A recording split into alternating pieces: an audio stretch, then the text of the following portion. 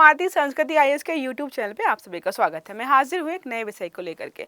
आज का हमारा टॉपिक है उत्तर प्रदेश सरकार ने जो है वहाँ पर 6 महीने कोई भी हड़ताल करने से मनाही एक तरीके से नियम कानून कुछ लागू किए हैं।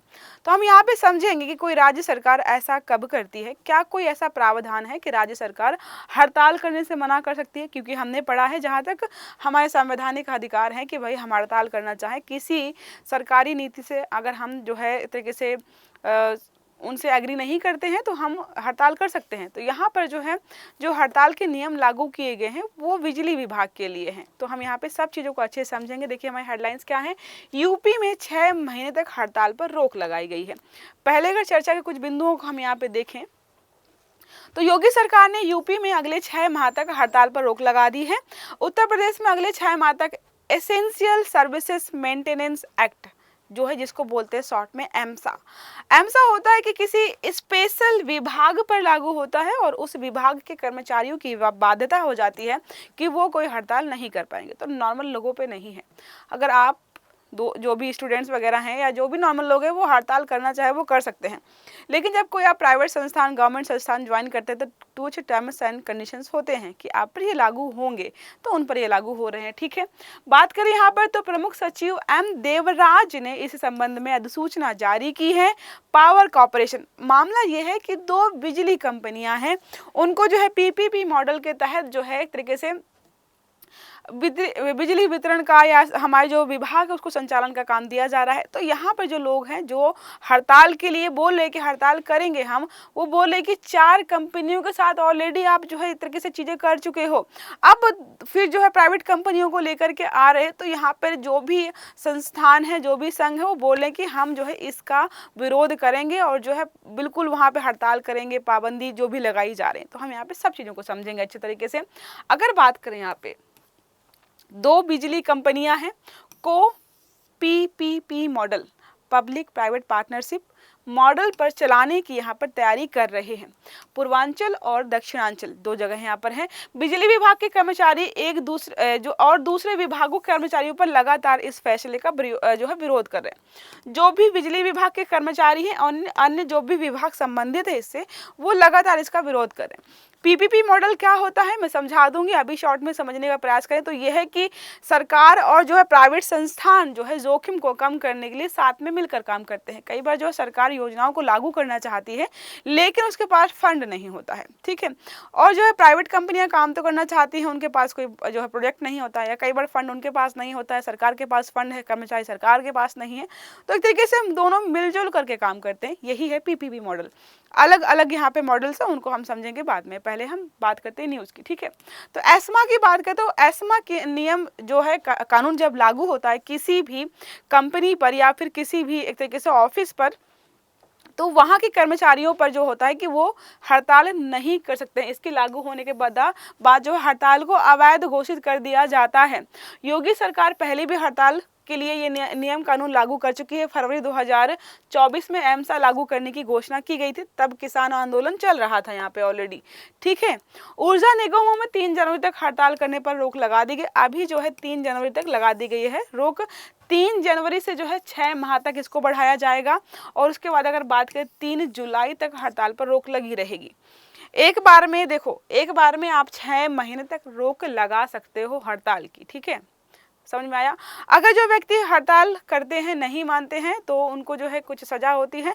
और अगर बात करें जुर्माना का तो 250 रुपये लगते हैं। इसीलिए सारे अधिकारी कि चलो कोई बात नहीं, 250 रुपये ही जुर्माना है ना, हम भर देंगे। पूर्वांचल और दक्षिणांचल को निजी हाथों में देने को लेकर विरोध बढ़ता ही जा रहा है।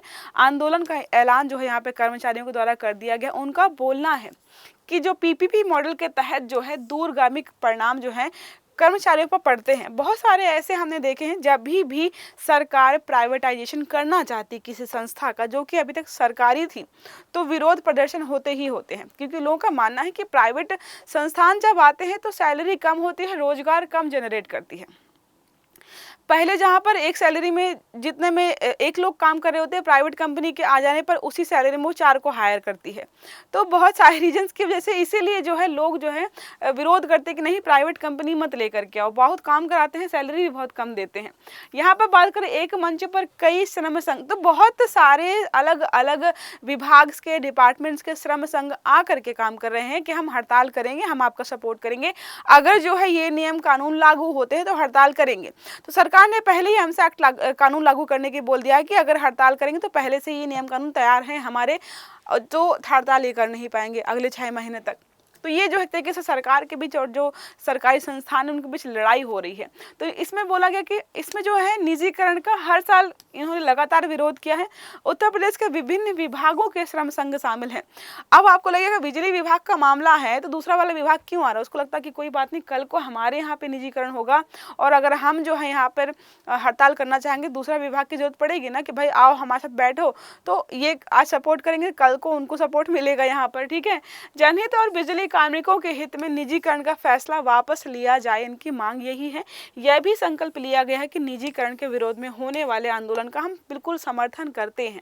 ठीक है, अगर बात करें यहाँ पर तो उन्होंने बोला है कि इस जो विद्युत अधिनियम 2003 की धारा 131(4) है, इसके तहत होता है कि भाई सरकार अगर चाहे तो प्राइवेट कंपनियों को जो है ला सकती है अगर इस चीज़ को आगे बढ़ाना चाहे। तो उन्होंने बोला कि इस एक्ट का हवाला देते हुए ऑलरेडी 4 प्राइवेट कंपनियों को ला चुके हैं ये लोग, अब जो है दोबारा नई कंपनियों को लेकर आ रहे हैं 2 को। तो हम जो है इस जो है एक तरीके से घोषणा के सख्त खिलाफ हैं, अगर ऐसा होता है तो हम हड़ताल करेंगे। ठीक है, आयोग को पत्र भेजकर बताया गया कि कॉर्पोरेशन की ओर से धारा 131(4) का प्रयोग करते हुए पहले से ही 4 कंपनियां बनाई जा चुकी हैं ऑलरेडी। इतना ही नहीं, दक्षिणांचल व पूर्वांचल ने वर्ष 2025-26 का ARR दाखिल भी कर दिया है। इसमें जो है ऐसे में इनका निजीकरण नहीं किया जा सकता है। ठीक है, एस्मा एक्ट के बारे में ऑलरेडी काफ़ी चीज़ें बता दी हैं मैंने कि जिस संस्थान या जिस विभाग पर लागू होता है उसके यहाँ पे कर्मचारी जो है हड़तालें नहीं कर सकते हैं। ठीक है, सार्वजनिक परिवहन स्वास्थ्य सेवाएं वगैरह बाधित होती हैं इससे, इसलिए इन प्रावधानों का उल्लंघन होने पर जो है पुलिस बिना वारंट के गिरफ्तार करेगी, कोई वारंट लेकर भी नहीं आएगी। तो ठीक है, जो भी हड़ताल में बैठते हैं सरकारी कर्मचारियों को पता होता है, सब कुछ पता होता है कि वारंट के बिना गिरफ्तारी होगी। राज्य सरकार के विवेक पर निर्भर करता है सब कुछ। यहाँ पर प्रत्येक राज्य का अपना अलग आवश्यक सेवा अनुरक्षण कानून है। तो ये हम पढ़ रहे हैं यूपी का, कल को कभी MP वाला आ जाए तो उसका अलग होता है। ठीक है, तो उत्तर प्रदेश में यहाँ पे नियम कानून कुछ हमारे ऐसे हैं। हड़तालियों को 6 माह की कैद हो सकती है अथवा 250 रुपये का जुर्माना। तो क्या लगता है, सरकारी कर्मचारी जब बैठेंगे हड़ताल पर तो क्या लेंगे, 250 रुपये का जुर्माना लग जाएगा। ठीक है, लेकिन अगर बाई चांस 6 महीने की जेल हो गई तो वैसे ऐसे मामलों में जो है सरकार बहुत तरीके से रियायत बरतती है कि भाई अपने अधिकारों के लड़ रहा है कोई तो उसकी बात सुननी आपको बनती है। उठा करके जेलों में बंद करना शुरू कर देंगे तो सरकार के खिलाफ हो जाएंगे लोग। तो यहाँ पे नियम कानून है तो लागू कर दिया गया है। बाई चांस अगर हड़ताल होती है तो उसको हम बाद में देखेंगे कि क्या सरकार ने कदम उठाए हैं। कुल यहाँ पे 6 धाराएं हैं टोटल। अन्य कानूनों से टकराव की स्थिति में अगर कभी भी एम्सा एक्ट का टकराव किसी अन्य कानून से हो जाए तो हमेशा जो प्रायोरिटी दी जाएगी इसी को दी जाएगी। जैसे हमने पढ़ा है DPSP और फंडामेंटल राइट्स में कभी टकराव होता है तो इंपॉर्टेंस किसको मिलती है, फंडामेंटल राइट्स को। तो स्टेट के यहाँ पर क्या हो रहा है कि कभी इस कानून का टकराव किसी अन्य कानून से हो रहा है तो एम्सा एक्ट को ही वरीयता दी जाएगी। एक बार में एम्सा अधिनियम को मात्र मैक्सिमम 6 महीने के लिए लगाया जा सकता है सार्वजनिक घोषणा से। इसको लागू कैसे किया जाता है, ऐसा नहीं कोई पत्र जारी किया जाएगा, किसी रेडियो या TV के माध्यम से राज्य सरकार यहाँ पर जारी कर सकती है, बोल सकती है कि अब जो है इस फला जो है संस्थान में एम्सा एक्ट जो है लागू हो रहा है। ठीक है, अब अगर बात करें PPP की तो पब्लिक प्राइवेट पार्टनरशिप, जब कभी लगता है सरकार को कि कोई ऐसा प्रोजेक्ट है जिस पर काम करने के लिए जो है जोखिम को कम करने के लिए हमें क्या चाहिए कि कोई पब्लिक संस्थान आकर काम करे और समय से कर दे, तो टेंडर दे देती हैं कि तो टेंडर देना मतलब कि तरीके से कि तुम ये सारा जिम्मा उठा लो, सारा कर दो। बहुत तरीके हैं इसके। सरकार और निजी क्षेत्र की कंपनियां के बीच जनता को सामान या सेवाएं प्रदान करने के लिए सहकारी समझौता होता है। इसका उद्देश्य सार्वजनिक और निजी भागीदारी के बीच किसी परियोजना को आगे बढ़ाने के लिए जोखिम और लाभ को साझा करना। कोई परियोजना होगी, खतरा होगा तो दोनों को बराबर झेलना पड़ेगा, लाभ होगा तो दोनों को ही होता है। ठीक है, तो यहाँ पर दोनों संस्थान आपस में मिलकर काम करते हैं। ज़्यादातर आपने सुना होगा हाईवेज वगैरह में, जब भी हाईवे बनते हैं तो जो जैसे किसी प्राइवेट कंपनी ने जो है कोई हाईवे बनाया, रोड बनाया, तो जब अगर टोल बूथ वहाँ पे होता है तो होता है कि कुछ टाइम तक टोल टैक्स आप वसूलिए, जितना भी पैसा आपने लगाया उतना वसूलने के बाद जो है आप ट्रांसफ़र कर दीजिए। तो बहुत सारे तरीके हैं इसमें जिसको हम देखें। देखो लिखा पहला, निजी सार्वजनिक भागीदारी के कई तरीके हैं। पहला है निर्माण, प्राइवेट कंपनी ने बनाया, कुछ दिन तक संचालन किया, जितना पैसा चाहिए था उसको पैसा निकालने के बाद जो है सरकार को हस्तांतरित कर दिया। इसको बोलते हैं शॉर्ट में BOT, बिल्ड ऑपरेट और ट्रांसफ़र। दूसरा है डिज़ाइन, बनाया, निर्माण भी किया, वित्त भी वहाँ पे इकट्ठा किया, संचालन भी किया। तो कंटिन्यू सब कुछ वही चला रहे हैं। निर्माण, स्वामित्व और प्रचालन। निर्माण किया, उसको जो है कि स्वामित्व मतलब अपने नाम ही कर लिया, और फिर बाद में जो है उसको प्रचालन भी किया जा रहा है। प्रबंध, अनुबंध होता है कि बनाया और जो है मैनेजमेंट कोई और देख रहा है, और जो है उसके जो फ़ायदे हैं वो कोई और ले रहा है। ठीक है, जैसे कई बार देखते हो आप कि कोई संस्थान ऐसा है जहाँ पे मैनेजमेंट सारा जो है सरकार देख रही है, और उसका जो भी बाकी चीज़ें काम है वो जो है प्राइवेट कंपनी देख रही है। ठीक है, परिचालन, लीज होता है, लीज पर देना कि भाई आपको इतने साल के लिए दे रहे हैं, बना दिया और या फिर होता है कि आपको इतने दिन को लिए लीज पर दे रहे हैं, आप उसको चलाओ, मेंटेन करो और पैसा हमें ये देते रहना। ठीक है, बुनियादी ढांचे के विकास के लिए सार्वजनिक निजी भागीदारी कार्यक्रम PPP IDP मॉडल चलाया जाता है। प्रत्येक प्रकार की PPP की अपनी विशिष्ट विशेषताएं और लाभ हैं। तो जितने भी हमने PPP मॉडल पढ़े सबके अलग अलग इंपॉर्टेंस है, अलग अलग तरीके से बनाया जाता है, संचालन किया जाता है, ट्रांसफ़र किया जाता है। ठीक है, तो आपने जो इकोनॉमी में पढ़ाई होगा ये सारा। तो ये रहा हमारा आज का आर्टिकल जिसमें हमने पढ़ा उत्तर प्रदेश सरकार ने जो है बिजली विभाग संबंधित कुछ यहाँ पर नोटिफिकेशन जारी किए हैं, जहाँ पर एमसा एक्ट जो है लागू किया जा रहा है, जिसके बाद होगा ये कि उस विभाग के कर्मचारी जो हैं हड़ताल पर नहीं बैठ पाएंगे। तो हड़ताल पर बैठेंगे कि नहीं बैठेंगे ये हम देखेंगे अगली क्लास में, अगर कोई इससे संबंधित आर्टिकल आता है। एक प्रश्न आपके लिए है कि हाल ही में किस राज्य में जो है एसेंशियल सर्विस मेंटेनेंस एक्ट यहाँ पर लागू किया गया है, या जो है एक तरीके से किया जाने वाला है। पढ़ा हमने अभी, फिर भी उत्तर की उम्मीद मुझे है कि बिहार है, उत्तर प्रदेश है, राजस्थान है, पंजाब है।